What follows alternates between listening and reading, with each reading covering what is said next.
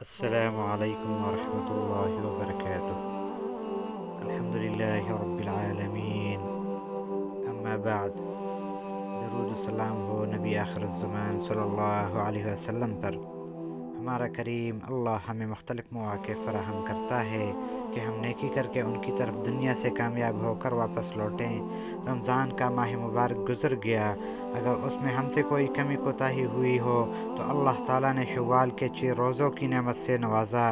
نبی کریم صلی اللہ علیہ وسلم کا فرمان ہے کہ جس نے رمضان کے روزے رکھے پھر اس کے بعد شوال کے 6 روزے رکھے تو یہ پورا سال مسلسل روزے رکھنے کی طرح ہے، کیونکہ جو ایک نیکی لاتا ہے تو اسے 10 گنا دیا جاتا ہے۔ سورہ انعام میں ہے، من جاء بالحسنۃ فلہ عشر امثالها، جو کوئی ایک نیکی لے کر آیا تو ہم اس کو 10 گنا کر کے لوٹائیں گے۔ تو اسی طرح رمضان کے 30 روزے 10 ماہ کے روزوں کے برابر ہوئے، اور شوال کے 6 روزے 2 ماہ کے برابر، تو یوں یہ پورے سال کے روزے بن گئے۔ اسی طرح دوسری حدیث میں ہے، جو ہر ماہ ایام 20 کے 3 روزے رکھے تو سال کے ٹوٹل 36 روزے بنتے ہیں، تو گویا اس نے سال بھر کے روزے رکھ لیے۔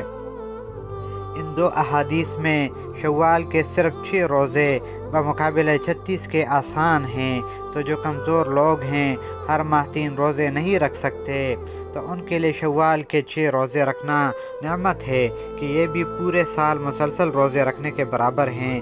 شوال کے 6 روزے ایک ساتھ مسلسل بھی رکھ سکتے ہیں، اور شوال کے مہینے میں وقفے سے بھی رکھ سکتے ہیں۔ اگر کسی کو رمضان کے قضا روزے ہوں اور تعداد کم ہو تو وہ پہلے رمضان کے روزے رکھے اور پھر شوال کے روزے رکھ لیں۔